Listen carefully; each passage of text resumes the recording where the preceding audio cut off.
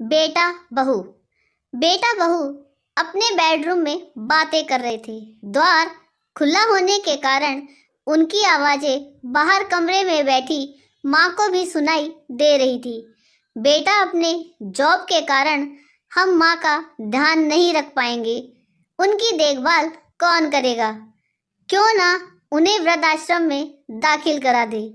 वहाँ उनकी देखभाल भी होगी और हम भी कभी कभी उनसे मिलते रहेंगे। बेटे की बात पर बहू ने जो कहा उसे सुनकर माँ की आंखों में आंसू आ गए।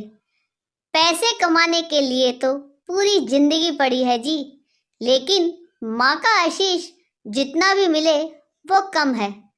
उनके लिए पैसों से ज्यादा हमारा संग साथ जरूरी है। मैं अगर जॉब ना करूं तो कोई बहुत अधिक नुकसान नहीं होगा।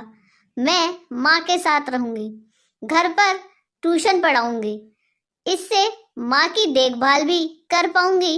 याद करो, तुम्हारे बचपन में ही तुम्हारे पिता नहीं रहे और घरेलू काम धाम करके तुम्हारी माँ ने तुम्हारा पालन पोषण किया, तुम्हें पढ़ाया लिखाया, काबिल बनाया।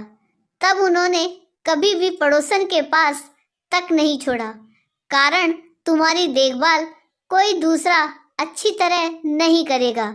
और तुम आज ऐसा बोल रहे हो। तुम कुछ भी कहो, लेकिन माँ हमारे पास ही रहेगी हमेशा, अंत तक। बहू की उपरोक्त बातें सुन माँ रोने लगती है और रोती हुई पूजा घर में पहुंचती है।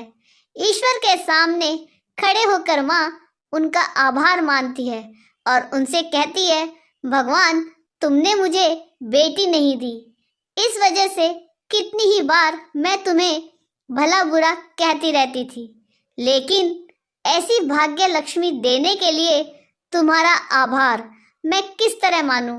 भगवान, जो ऐसी सोच की बहू मिली, तुम्हारा लाख लाख शुक्र है। आपको ये कहानी कैसी लगी यह कमेंट करके जरूर बताइएगा। चैनल पे नए हो तो सब्सक्राइब जरूर कीजिएगा, वीडियो को लाइक और शेयर कीजिएगा।